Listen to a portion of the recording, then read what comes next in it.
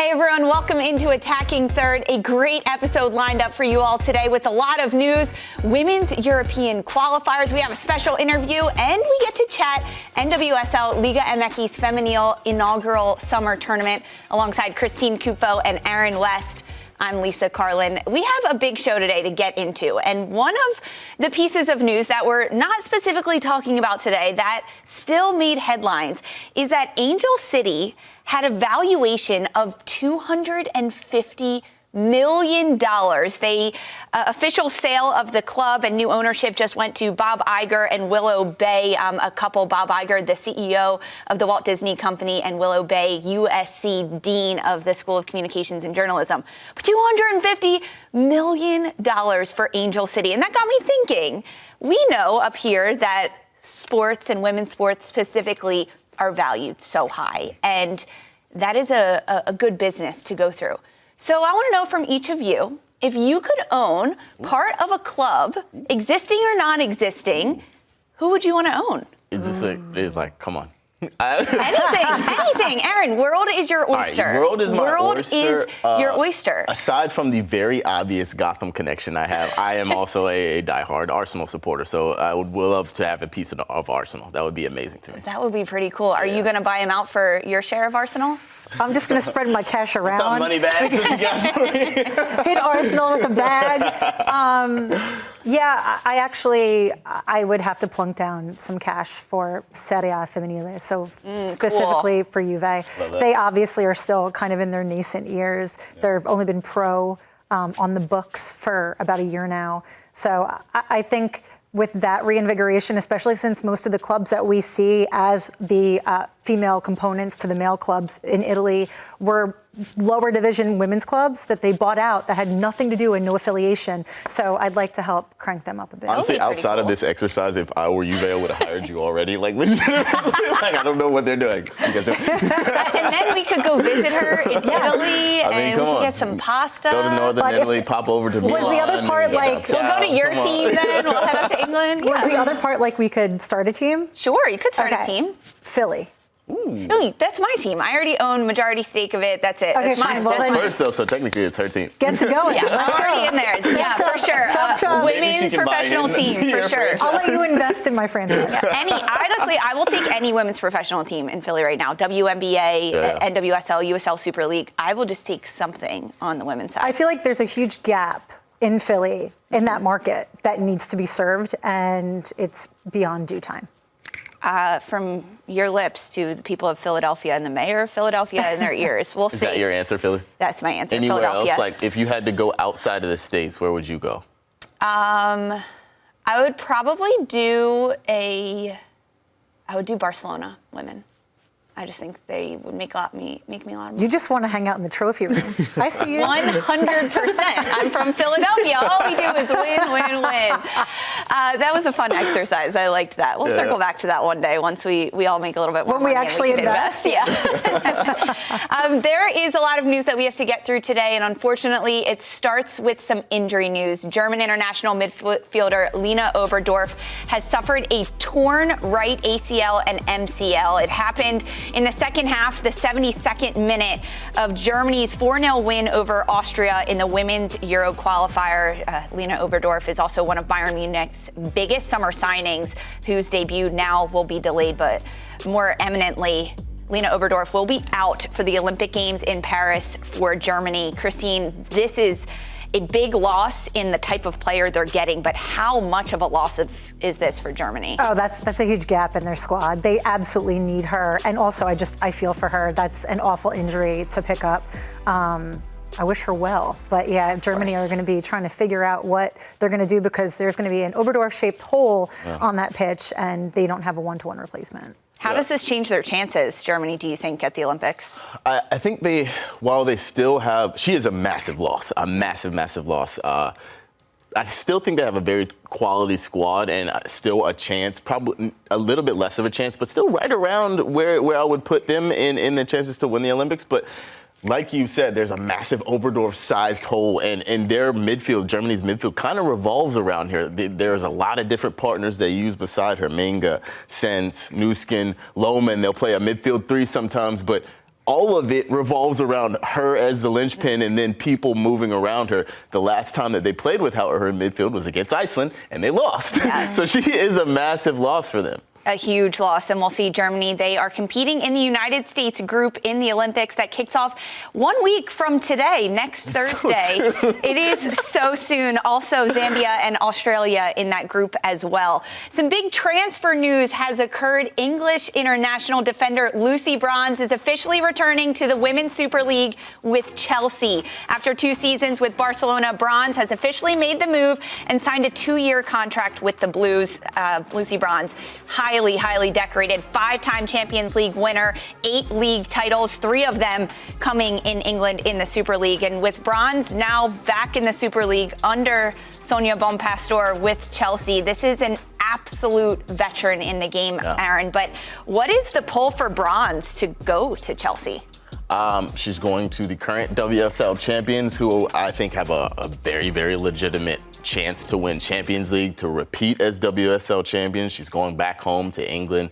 She'll be with some fellow England teammates. She's been abroad. She's been around. She's traveled. She's one of the most experienced players in the WSL, in the England national team. She's a leader in her country, in the game. And I think probably she's ready to go back home and to live in the big city, go live in London, play for the biggest club in English football. And she'll be a massively important piece in that team. She'll be treated as the important player that she is, and to go back home as the player that she is, coming back with a massive trophy haul. Oh yeah, 4. She's coming off the quadruple in Barcelona. A triple, then a quadruple. Okay, like she's like, I'm used to winning. Can we just continue this? Now she'll just come Sonia back and bring it. Bonpastor also really used to winning, so I feel like that's a massive lure. Also, Chelsea seemed to be making a massive splash recently, just in summer transfer windows. And just adding to their arsenal of just absolute ballers.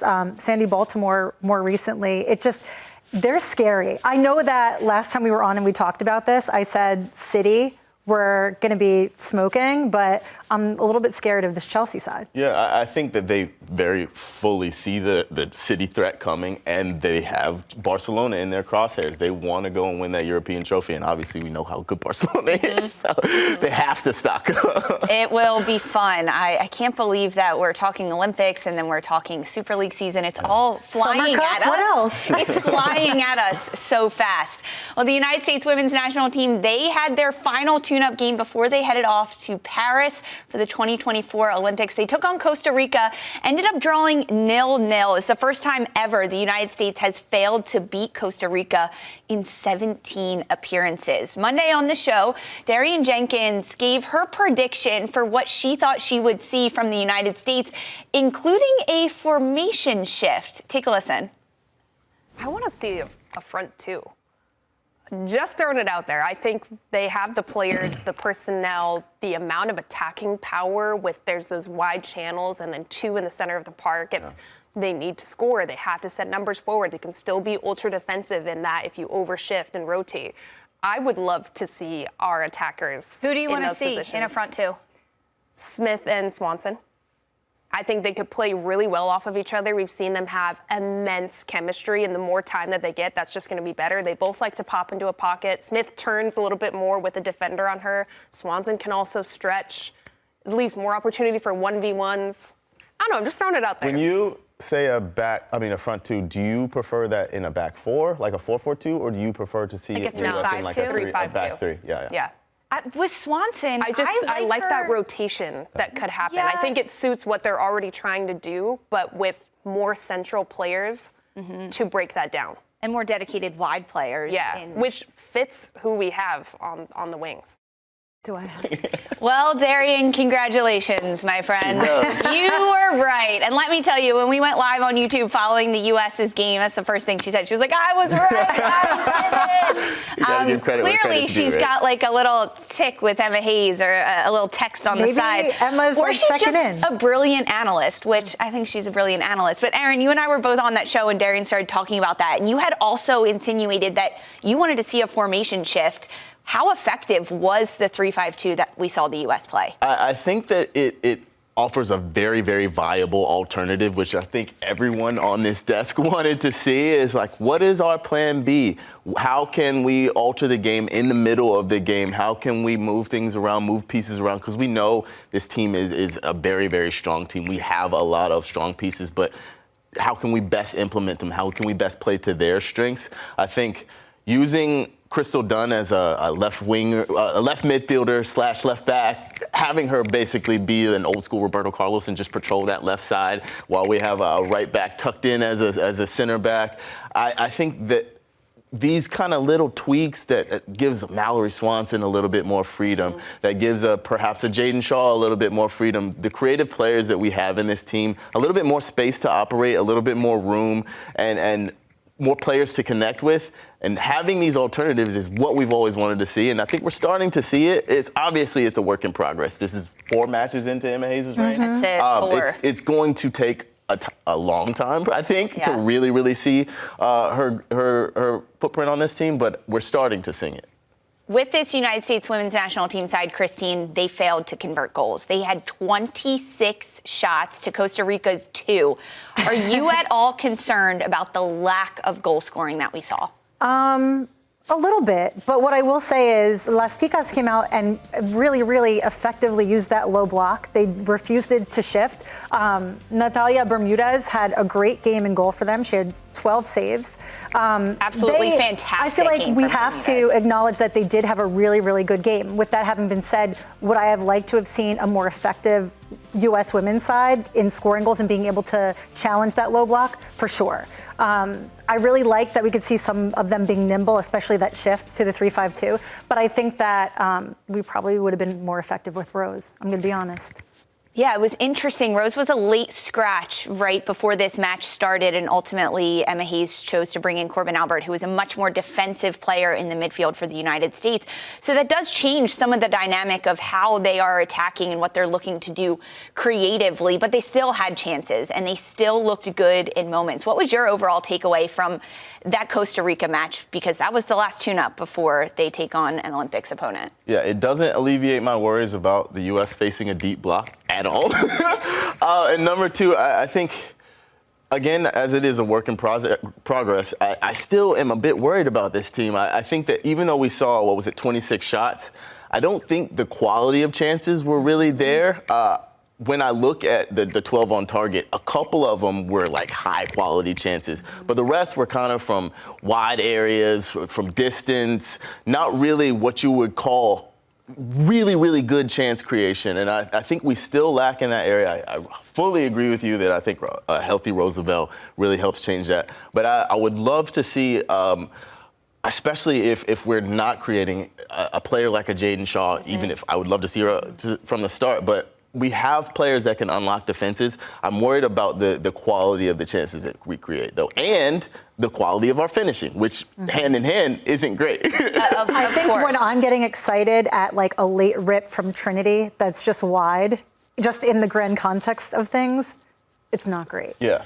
So the one positive I will say about this, Costa Rica's low block was very effective. Yeah. 11 players inside the box for them defensively makes it very congested for the United States to get quality shots off because they get blocked, they get just deflected a little bit, and then the ball slows down, it's redirected, and all of a sudden it's not a shot on target. So the U.S. needed to do a better job of pulling out Costa Rica, but Costa Rica wasn't budging. And opposition my that the U.S. is going to... though, is if you are any manager watching that, that's what you're doing. That's what you're doing. Exactly. You're going to put 2 banks of 4 and sit deep, not let this team in behind you and then frustrate them. Teams in the Olympics have to score. They're going to want to score. Zambia, the first opponent for the United States, they could watch this game and say, great, that is our game plan. We are going to sit in a low block. They're also going to look to go, even if they're just sending Barbara Banda. But can do that on her own. They can do that. They could send just one, but that would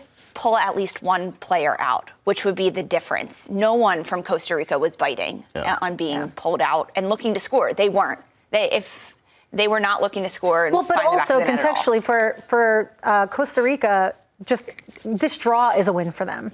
So it depends on what you're playing for, right? Is it just for dignity at this point and pride in snapping a 7-match losing streak against the U.S.?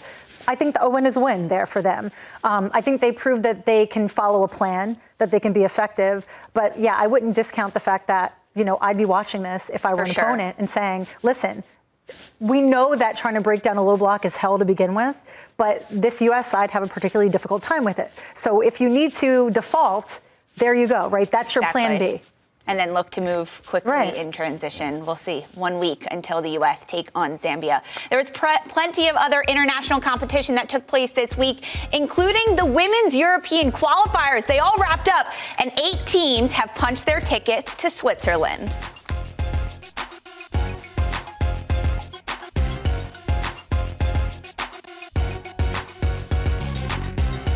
Women's European qualifiers finished up with Spain taking on Belgium. Spain had already qualified heading into this match, and they were knocking on the door the first half hour, but the breakthrough wouldn't come until the 38th minute. Nice little piece of play from Olga Carmona, puts in a beautiful ball to your reigning women's Ballon d'Or winner, Aitana Bonmati. It's a great run. It's a great finish to make it 1-0. And then they add a little bit of insurance con Teresa Abellera. Con el bombazo from distance. Lisa Lickfuss she can't do a single thing about it. It's perfectly placed. It's a wonder goal from Teresa. Makes it 2-0 for Spain and a very deserved victory on the day. A bounce-back win for Spain. Meanwhile, Germany, they dominated, but it was the transition game against Austria that would prove unstoppable in the 11th minute. Absolutely. Jewel Brand, she whips in a good ball from the left. It deflects to Bull, who buries it with her left. They really needed that, especially coming after that Iceland match. A huge bounce-back win for Germany. They're coming off 3-0 loss to Iceland on the weekend. 39th minute, more action in transition. Yeah, absolutely. The German counterattack here. Brand slots it home with her left to double their lead. Just 8th goal in 47 career caps for Jewel Brand. Absolutely massive. They'd keep on rolling through the second half, 53rd minute. Yeah, Elisa Sens intercepts the ball. Sens makes a nice run and just cuts it back to Leah Schuler, who finishes it smoothly with her right. Bang. 42nd goal in her 62 career caps. Bayer Leverkusen and the Bayern Munich link up there. Absolutely love when you get a goalkeeper assist. Ann Katrinberger, Aaron, stay in your seat over there. Stoppage time for Germany. Yeah, from the goal kick, Ann Katrinberger, she plays a long ball over the top to Bull, who scores easily. This is actually super important because her spot is not necessarily solidified. They're going back and forth with Froms for that goalkeeper position. Meanwhile, England against Sweden. England only needed a point to qualify for the Euros. Sweden, they needed a win. It would take until the 37th minute for the first shot to come in this match. Take your seat over there, Lisa. I know there's a lot going on. From England. Shot from the top of the box. Georgia Stanley, she has space. Why not rip this one? It goes just wide of the goal, but one of the better opportunities that England had in this first half. Sweden, they would take a crack at things in the 42nd minute, a big serviced ball in. That run on the back post by Kennard is so good. The ball just skims off her shin. It's a shame. That would have been a good look. 50th minute, set piece opportunity for Sweden. Ball into the box. Bit of chaos as it bounces around. And what a touch there to bring the ball down from the thigh and then move it over to your left leg. Filipa Angeldal, a good look there, but ultimately it ends in a 0-0 draw. Meanwhile, Italy took on Finland. Italy, they put on a show. They needed a win, and they did it with an exclamation point. It took until 20 minutes into the match, but once these goals started coming, Christine, they did not stop coming.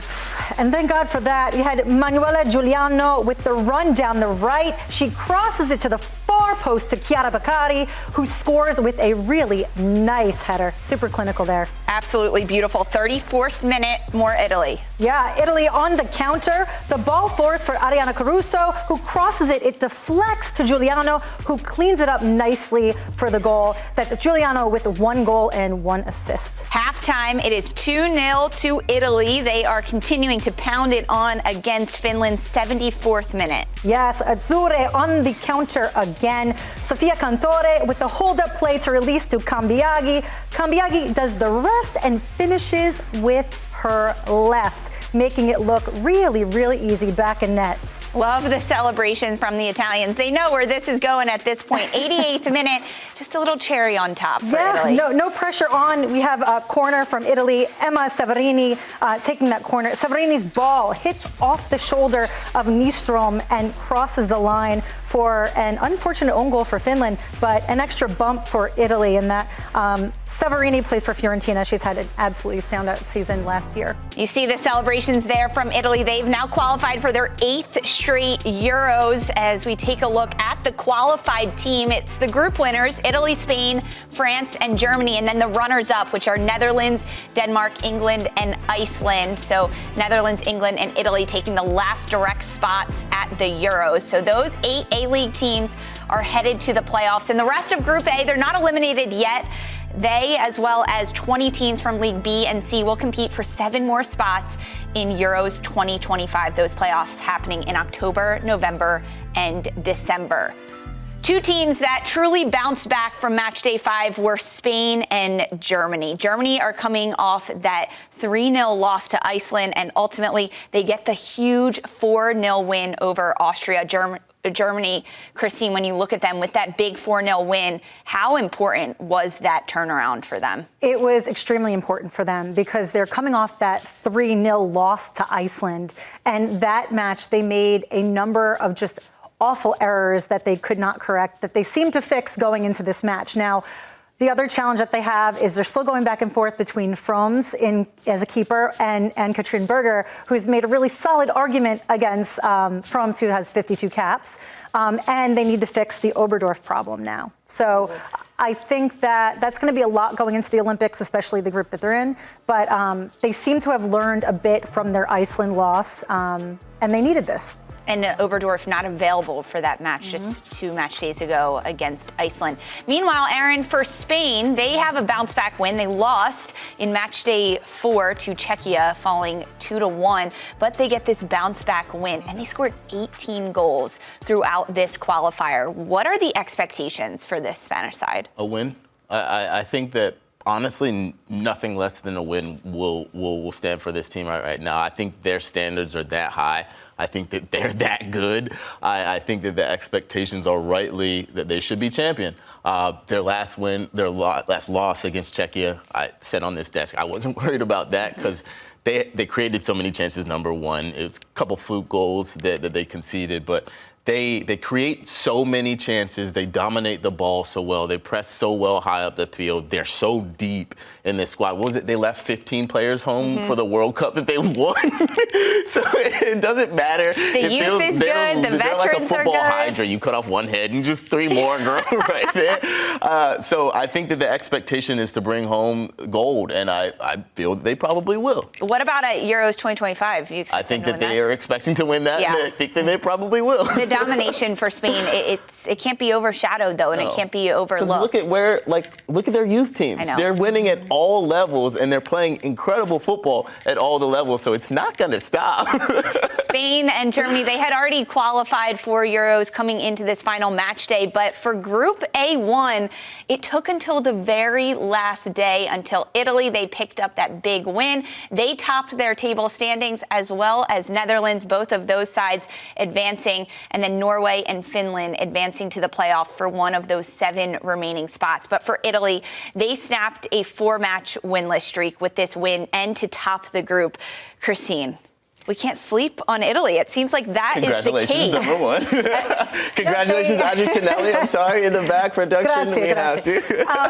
No, they haven't been their sharpest for sure. They managed to pull off this win, but they also sort of took advantage of that draw between Norway and Netherlands that I think we're seeing a weakened Netherlands side than we're used to. And so, yes, like that is, right? Like, strike while you can. They were also playing without Agnese Bonfantini, who is super important to the squad. She was out suspended. That was a little ridiculous, but I digress. But Giuliano, Giacinti, they're all firing on all pistons. So the thing is, when they come together, they do it really, really well. With that being said, they're not a side that scores a whole lot of goals either. Their XG is around like 1.5, just under 1.5. So going forward, they need to work on that for sure, being more clinical. So it's more the offense for Italy that they have to ramp up once they get to Switzerland. Interesting. We'll see how that goes. What about Netherlands? They pick up a 1-1 draw with Norway, their third draw of the qualifiers. Does it surprise you that they finished second? It surprises me how poor they looked, scoring 4 goals across qualifying. They defended very well, but obviously I think the not having Miedema for long periods of time will affect any team, but they have quality attacking players. They have enough, I think, attacking now to score more than 4 goals in qualifying. But still, I mean, they finished second. So even though it was a failure, I think, in terms of performance, they still achieved the goal. And now they've got Miedema back. She played in their last match. That's a massive addition to have back in your attacking ranks. So hopefully they can build on that and use her as their centerpiece to score more goals. They're clearly defending well. So now you got to go forward. Yeah, you have to keep rolling. Norway and Finland, they will advance and keep playing, looking for another spot. But in Group A3, those standings finished with France at the top, England picking up second, then Sweden and Republic of Ireland rounding out that group and how everything unfolded. England, they came into this final match day just needing a point against Sweden. When you were watching this match unfold and this England side, what did you notice about their play? What stood out to you about how the Lionesses were performing? Before this match, there's an analyst that I follow. Her name is Lisa Carlin Romano, and she said within the first 15 minutes of this match, you will see how the entire match will be. In the first 15 minutes, you didn't see a chance, you didn't see a shot. It was a slug, and that was how all 90 minutes of this. So watch Attacking Third. You'll probably get a good sense of how matches will go. Thank you.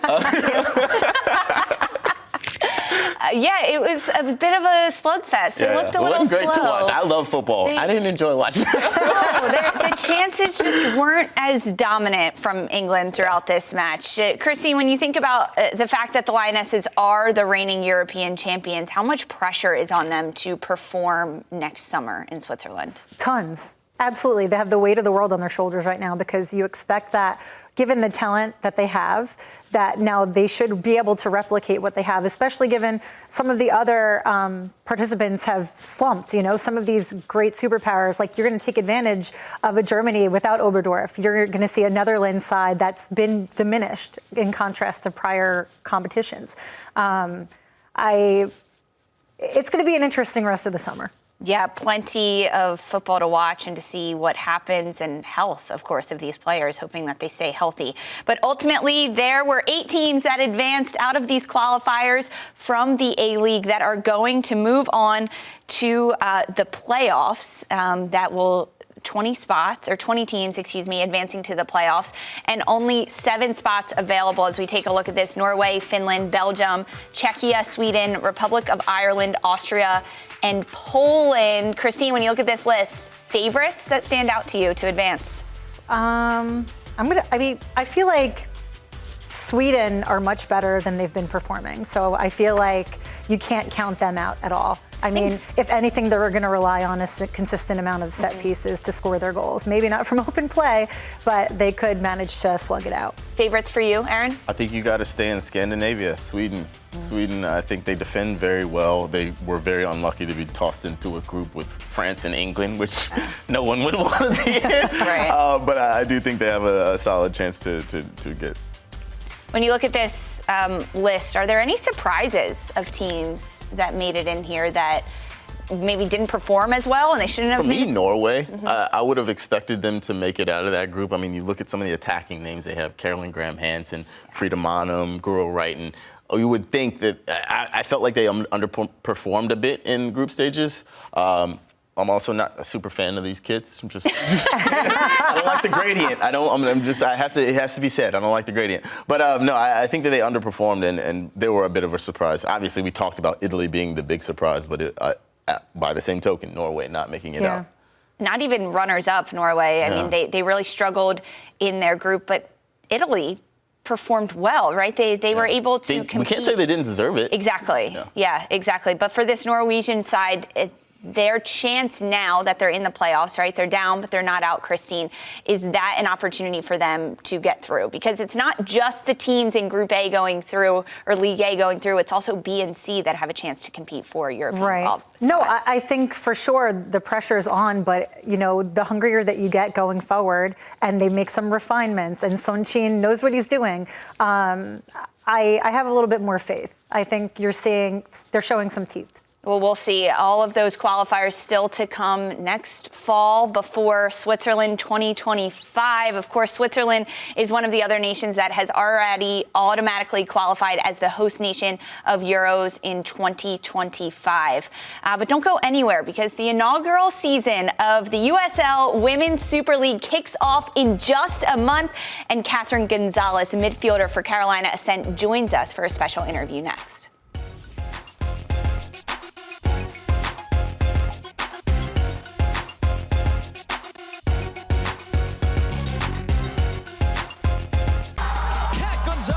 Gives the Dominican Republic a lead. Pulled back, right-footed strike, and it's in. It's a breakthrough in blue and red. Well, it was always going to take something special to beat Sandefjord.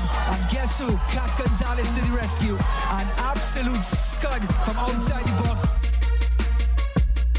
You don't see strikes as beautiful as that every single day. We are pleased to be joined right now by Dominican international and Carolina Ascent midfielder Catherine González, who struck that beautiful ball internationally. It was the qualifying goal against Guyana for Dominican Republic to advance them to the CONCACAF W Gold Cup qualifying back in February. Catherine, welcome to the show. Thanks for joining us. As we watch that goal that you scored, absolute golazo, a bullet, what do you remember about that game and that goal? I remember we were knocking at the door like over and over again. We just couldn't put it in the back of the net. And then we had that corner kick, and that shot is like a perfect shot for me. Like, I love that shot. I never get it that often. But then when I saw the ball coming back, I was like, okay. And then I shot it and it went in. It was a great feeling. Like, putting the Dominican through, we worked so hard for like that moment. So finally getting that goal was like a breath of fresh air, honestly. Now, talk to me about your CONCACAF W Gold Cup experience playing against United States, Mexico, Argentina. What was that experience like for you as you played in all three of those matches? It was a great experience. Like, the most talented players, Mexico, Argentina, the US, like very challenging, but definitely a learning moment. And playing against the best players just makes you that much better. So it was a great experience. Kat, piggybacking on that, how much growth have you seen within CONCACAF, just competition-wise, as investment has grown? I've seen so much growth. Like, even in the Dominican, like, we're getting better each window. Every team is getting so much better every time they're being faced by anyone. So it's really nice to see people are catching up and developing in every aspect. The constant growth in CONCACAF and women's football globally really is really fun and exciting to watch, and getting to cover the CONCACAF W Gold Cup and the qualifying and watching you, it has taken so many steps forward to get better, as has football in the States, because the USL Women's Super League is launching. It is a top tier Division I flight women's professional team, and you are playing with Carolina Ascent, one of the newest teams in this league. It's different playing for a new club and in a new league. What have you noticed about the newness and everything that is to come with Carolina Ascent and with the Super League? I've noticed, I mean, you just got to be like patient with everything. Like, everything's new, everything's developing, but it's super exciting for everybody to get a new opportunity in the US to play. That's not just the NWSL. Now, we're exactly a month out from kickoff. Obviously, this is a new league, it's a new team, it's a very new experience, but what are your expectations for the upcoming season? What are your personal goals? What are you looking forward to? Expectations, I think it'll be exciting to see new players that might have came from different countries, maybe the NWSL, and everybody gel together and make this new league and like put it all over the place. Like, I want everybody to watch and see what's new. And for myself, I've played in Denmark for 4 months, but this will be like my first, like, I feel like this is my professional career and I'm getting started. So I just want to make an impact on this team and show everybody what there is in the USL. Yeah, Kat, tell us a little bit about your time in Denmark. What were sort of your highs, your lows, things that you learned, things that you hope to sort of see more stateside that maybe you picked up in Denmark? I think in Denmark, it was a great experience, a new country, always being in a new place. It's a little difficult, but I think I was able to adjust pretty well. And I see a lot of young players in different countries that have a great opportunity to be at the highest level they can. I think bringing that here will also be beneficial to everybody, and especially younger players, and just getting better throughout the board. The fan base for Carolina Ascent is already laid. There's a lot of people excited about the start of this season and excited to watch you and your team. But for new fans that are about to follow the Ascent and you, Kat, what would you tell them about your game? My game, I think I'm a creative player. I think I have a pretty good shot. So I think just enjoy this newness and like get on board. It's going to be exciting. It's going to be a ride, but I think it'll be a good one.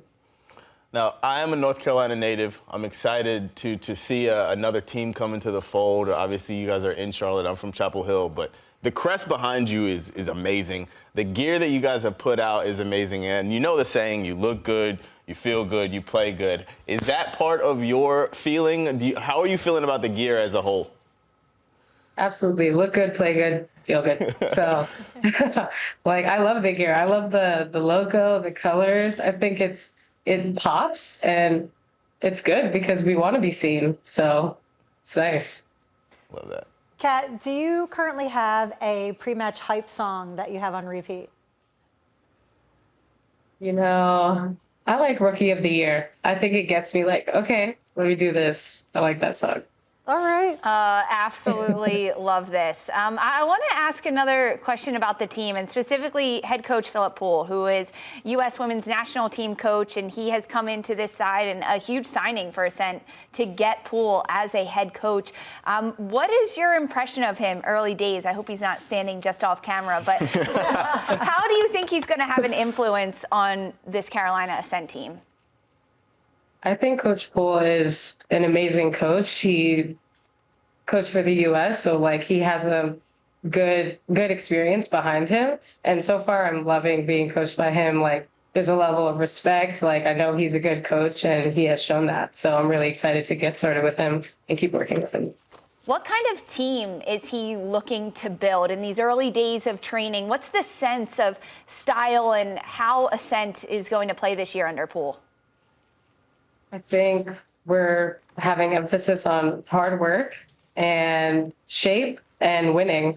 Honestly, that's the emphasis, to win. So whatever it takes. Oh, can't wait to watch when they actually take the field. I like it.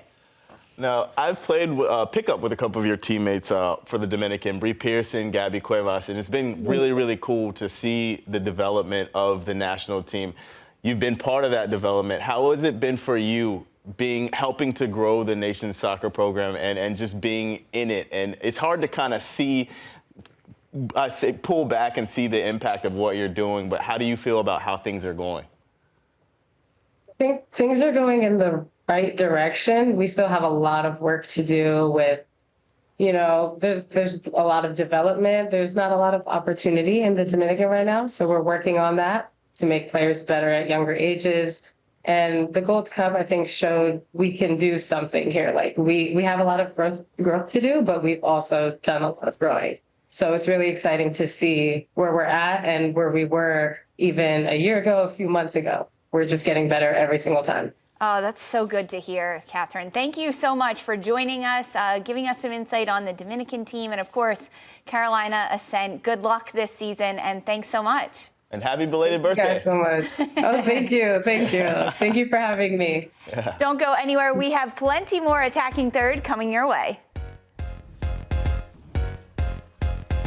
The inaugural Summer Cup kicks off this Friday, and we'll be bringing you all the action. And it starts on Friday at 9 p.m. Eastern with Seattle Reign and Utah Royals on CBS Sports Network. Then at 10 p.m. on the Golazo Network, Liga MX Femenil Giants Tigres face off against Pachuca. Both of these matches are also available on Paramount Plus, and we'll be covering it for you all summer long on Attacking Third.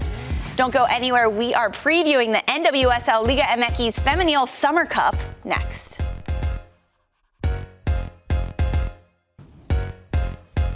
Welcome back to Attacking Third. It's official. The inaugural NWSL Liga MX Femenil Summer Cup kicks off Friday, July 19th. And guys, guess where you can watch it? Paramount Plus, this channel, and on Golazo Network and CBS Sports Network. It is the first edition of this tournament. It is very exciting. All 14 NWSL clubs participating, plus the top 6 Liga MX Femenil clubs. It is taking place throughout the next few weekends. The semifinals set for August 6th at CPKC Stadium in Kansas City, and then a bit of a break before we get the final, October 25th, that one happening in San Antonio at Toyota Field. But the way that this tournament works, big picture, 20 teams divided into 5 groups of 4 teams each. The 4 teams with the most points in the group stage will advance to the semifinal. So you could potentially win your group and not advance. You got to rack up some goals. Yeah. But Aaron, this is an inaugural tournament where we get to see really interesting competition between NWSL and Liga MX Femenil. What are you most excited about watching? I think it's, number one, it's a really, really cool event to have. I like the fact that we have this tournament at this time where club football is kind of in the ether. A lot of the bigger name players are off at the Olympics, but we have something to keep club football going that doesn't take away from league competition. Our first not continental, but inter-country competition with Mexico. I love growing the bond between the two countries in a footballing sense. I'm really excited to see the competition between the two leagues, especially given that the squads will be a little bit different. So it's something spicy, it's something new, and I think it just helps to grow the game as a whole. What are you excited about with this tournament? I'm excited about seeing more Liga MX teams up here because I love Tigres. It's nice to see them. I've been meaning to get down to Monterrey, but it's nice to see them all up in stateside. And just to see, different styles of play. So how do they actually measure up between NWSL players and Liga MX? Yeah, that's a great point. And just to grow the fan bases from both sides, right? Mexican fans finding out some NWSL teams and players that impress them and vice versa. NWSL fans being exposed to so many Liga MX Femenil clubs. But this is match day 1 of the group stage, and it kicks off on Friday. 10 matches across the slate for the weekend, Christine. But of the 10, which one have you circled to keep an eye on? I'm going with Club America, Angel City. We also have the recent transfer of Scarlett Camberos to Club America from Bay, who started her time in NWSL at Angel City. So a little bit of commingling there. It's familiar terrain, if you will. Yeah, for if sure. I can speak English still. Perhaps forse in Italiano o en español. No so sé. It depends where you own your club. That's what language you'll speak I don't know. Maybe I can get one language out right. But yeah, I think it'll be a really fun match just to see. I know Angel City have been having a hard time this season, but Club America finished, I believe, 5th in Clausura. So they're a formidable side, and it's just a historic club just to see them rock up with Angel City and see what they still got. I know we have some reinforcements for the sides that are still here for NWSL that have been coming in. These what are we calling them? Cup signings, I guess? Yeah. National team replacement players coming in for sure. Oh, I like that matchup. Angel City, Club America. What about for you, Aaron? Which match you keyed in on? I know everyone's expecting me to say Chicago Gotham, but I'm going to go a little veer off and go Portland versus Cholos. I think I'm really interested to see these matches in between NWSL and Liga MX. Portland having lost their best player to the Olympics, and maybe their squad's a little bit turned over. I think that we could see some fireworks in this match, but I'm just really interested to see the competition. And I just love saying Cholos. I also just really like St. Cholos. If we're going to be 100% honest, I really The enjoy tournament St. Cholos. hasn't even started yet, and Cholos already has a new fan in Aaron West, everyone. I went to Get him a Tijuana. I kit. shot with Cholos before, so I have a soft spot in my heart. They got the incredible logo, like the Chihuahua. Yeah, Come on. Yep, it's pretty cool. So who do you have winning that match? Probably Portland by a hair, but I think it'll be an interesting one. For sure, it should be. I also picked a crossover matchup that I'm watching this weekend between Washington Spirit and Chivas Guadalajara. This is a Washington Spirit side that is missing big name players, right? You think about defender Casey Kruger, the midfield rookie duo of Croy Bethune, Hal Hirschfeld, Trinity Rodman up top. Gabrielle Carl is away with Canada during this Olympics break, but they also have Jonathan Giraldez, the new head coach that has come in, and he has been working tirelessly to have a foundation laid at Washington so that any player can come in and shift and rotate. Meanwhile, Chivas is a defensive side that can be really effective defensively. So it's not going to be easy to score goals against them. Opposition's going to have to work really hard to find holes, pull them out. They finished third in Apertura and fifth in Clausura last year, but then they were eliminated in the quarterfinals. So this is a side that wants a little bit of redemption. It's a good opportunity for them, but hey, heck of a matchup between those sides. Yeah. I like that we all picked it. So those are the most fun ones, right? Like exactly. We've seen the NWSL teams play each other. Let's see what Liga MX says. And we've seen the Liga MX side play against each other. So to have the mix-up makes it all fun. Okay, final prediction before the tournament starts. Who is going to win it all, Christine? Oh boy. That's a really difficult one. I'm going to go Gotham. Ooh. For the same reason that you said that the Spirit have a chance, because Giraldez likes to have everybody to be able to rotate in, out, and play anywhere. Juan Carlos Amoro's same sort of pathos of you can play wherever you need to be and do the job that needs to get done. I like that. That's A1, A2 answer. I was going to say, you can't take Gotham. I can't take Gotham. But I think North Carolina Courage. I think that they are overdue for finding a little bit of form. I think this is maybe where they can do it. Sean Nahas is obviously, he's very much in that same mold of a system, working on the system, and I think this is a time where they can kind of find some form. And I think maybe that they're a team that could win it. Kansas City, they haven't lost a lot of players. Yeah. They're looking pretty good in their group. We'll see. It all kicks off on Friday. Thanks everyone so much for joining us. Don't forget, we've been nominated for a People's Choice Podcast Award. Scan the QR code on your screen and vote for Attacking Third. And we'll see you back on Monday for another show. Have a great weekend.